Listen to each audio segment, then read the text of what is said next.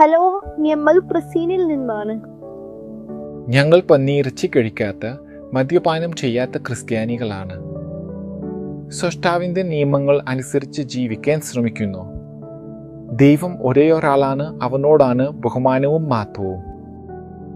പക്ഷേ നിങ്ങൾക്കറിയാമോ, അകത്തേക്ക് നോക്കുമ്പോൾ പുറമേ നല്ല പ്രവൃത്തികളുണ്ടെങ്കിലും അകത്ത് സ്വാർത്ഥത, സ്വയം സ്നേഹം, മറ്റുള്ളവരെക്കാൾ മികച്ചവനാകാൻ ആഗ്രഹം, ഭാവങ്ങൾ. ഒരു രക്ഷകൻ ആവശ്യമുണ്ടെന്ന് ഞാൻ മനസ്സിലാക്കുന്നു. ഇത് പുറത്തുനിന്ന് മനോഹരമായ ഒരു പാത്രം, എന്നാൽ അകത്ത് വൃത്തിയാക്കാൻ ബുദ്ധിമുട്ടാണ്. എനിക്ക് ഒരു രക്ഷകനും സാന്നിധ്യമുള്ള ഒരു ദൈവവും വേണം. ഞാൻ ബന്ധവും സ്നേഹവും കഴിയുന്ന ഒരാൾ.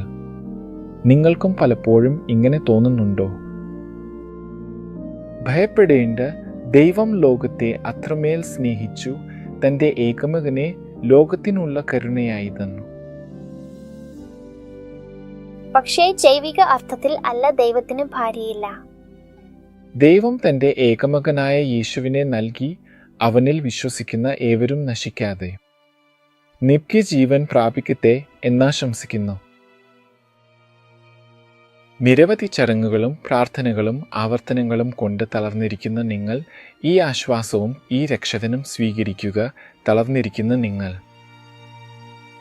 Porque Deus amou o mundo de tal maneira que deu seu Filho unigênito, para que todo aquele que nele crê não pereça, mas tenha a vida eterna, mas tenha a vida eterna.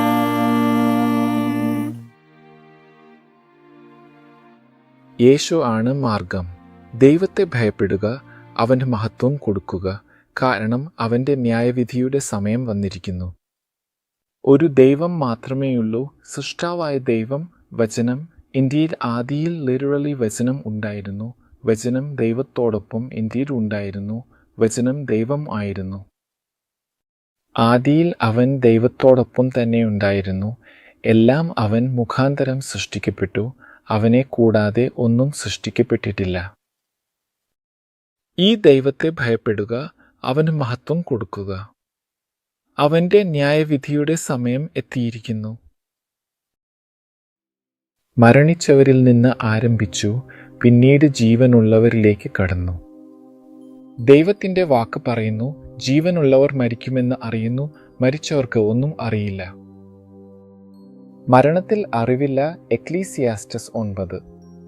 പുനർജന്മം ഒരു Bible സിദ്ധാന്തമല്ല. ശ്രദ്ധിക്കുക, രക്ഷ നല്ല പ്രവൃത്തികളിലൂടെ അല്ല, യേശുവിലൂടെ മാത്രമേ ലഭിക്കൂ. മനുഷ്യ സ്വഭാവം തകർന്നതാണ്. നാം ദൈവം അല്ല. മരണത്തിന് ശേഷം രണ്ടാമത്തെ അവസരം ഒരിക്കലും ഉണ്ടാകില്ല. ആത്മാവ് അമരമായതല്ല. നാം ഈ ഭൂമിയിൽ ജീവിക്കുന്ന വിധം നമ്മുടെ ശാശ്വതഗതി നിർണ്ണയിക്കും. അതോ സ്വർഗം, അല്ലെങ്കിൽ ശാശ്വതനാശം. മറ്റുള്ളവരും. ന്യായവിധിയുടെ സമയം എത്തി. പേര് ഏതെങ്കിലും സമയത്ത് കടന്നു പോകാം. ആത്മാവ് എങ്ങനെയുണ്ട്? ഹൃദയം എങ്ങനെയുണ്ട്? നമുക്ക് എപ്പോഴും ശുദ്ധീകരിക്കുന്ന വെള്ളം ആവശ്യമുണ്ട്, നമ്മെ പ്രതിനിധീകരിക്കാൻ കഴിയുന്ന ഒരു പ്രതിനിധി.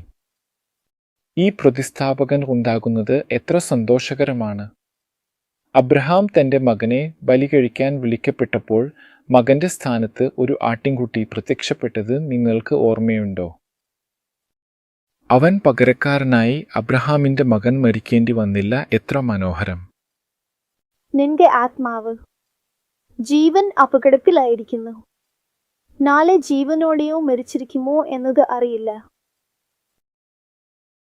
ശത്രുവായ സാത്താൻ യുദ്ധത്തിൻ്റെ രചയിതാവാണ്. യുദ്ധങ്ങളും സംഘർഷങ്ങളും ഇഷ്ടപ്പെടുന്നു. ദൈവം സ്നേഹമാണ്. അന്യമായ ഒന്നിനെക്കൊണ്ട് വ്യക്തിപരമായ ഒന്നിനെ സൃഷ്ടിക്കാൻ എങ്ങനെ കഴിയും?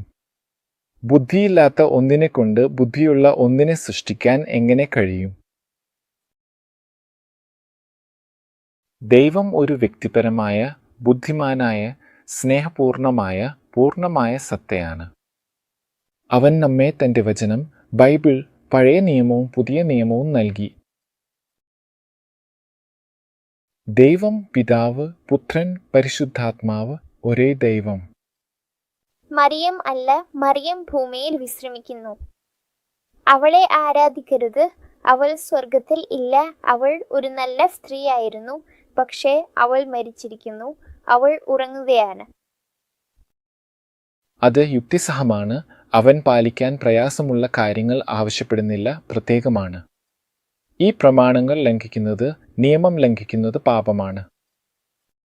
അവൻ്റെ സഹായത്തോടെ നാം പാപം ചെയ്യുന്നത് നിർത്തി നമ്മുടെ സ്രഷ്ടാവിനെ സന്തോഷിപ്പിക്കുന്ന രീതിയിൽ ജീവിക്കാനാകും. ഈ കൽപ്പനകളിൽ ഒന്നിൽ ഒരു ആഴ്ചയിൽ ഒരു ദിവസം കാത്തിരിക്കണമെന്ന് പറയുന്നു.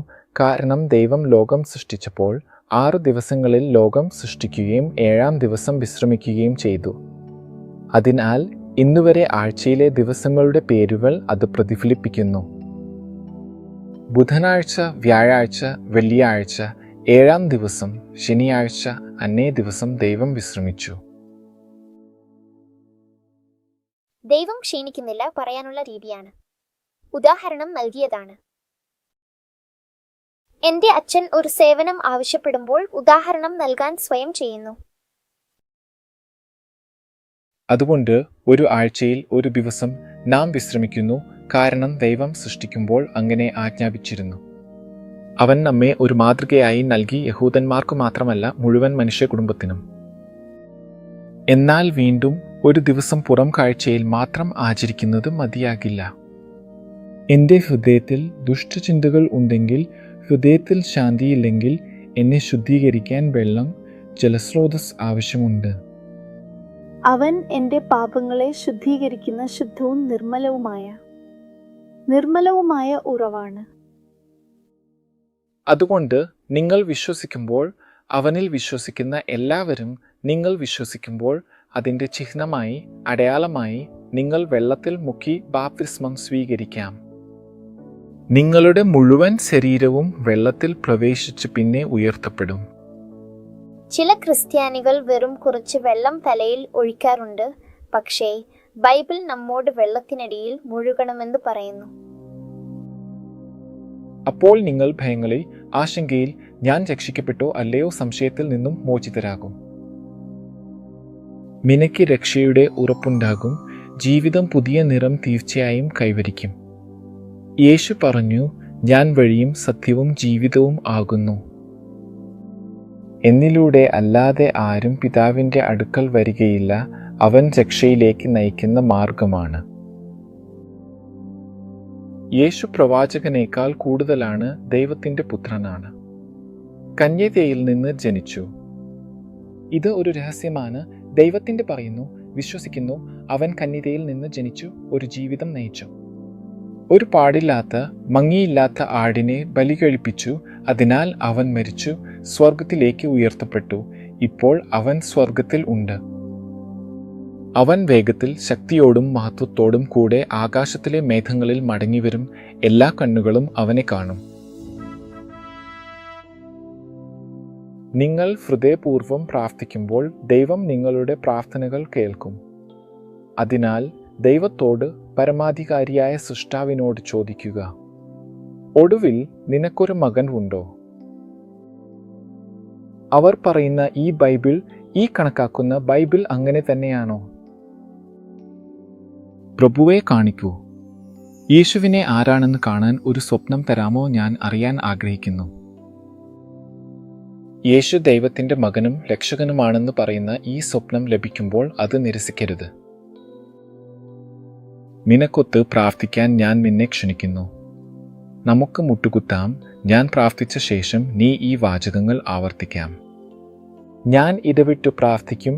നിങ്ങൾക്ക് ആഗ്രഹമുണ്ടെങ്കിൽ ഞാൻ പറയുന്നതു ആവർത്തിക്കാം. ഓ ദൈവമേ, സൃഷ്ടാവായ ദൈവമേ,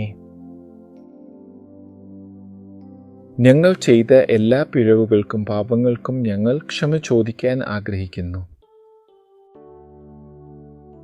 നിനക്ക് ഞങ്ങളെ വെളിപ്പെടുത്തുക, ഞങ്ങൾ നിന്നെ അറിയാൻ ആഗ്രഹിക്കുന്നു.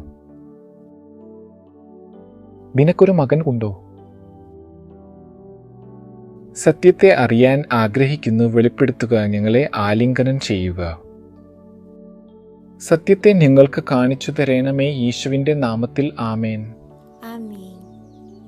അടുത്ത വീഡിയോയിൽ ഈ സത്യത്തിൻ്റെ പുരോഗതി എങ്ങനെ തുടരുന്നു എന്ന് നാം കാണും. ദൈവം നിന്നെ അനുഗ്രഹിക്കട്ടെ. ദൈവത്തെ ഭയപ്പെടുക, അവന് മഹത്വം കൊടുക്കുക. E dai-lhe glória.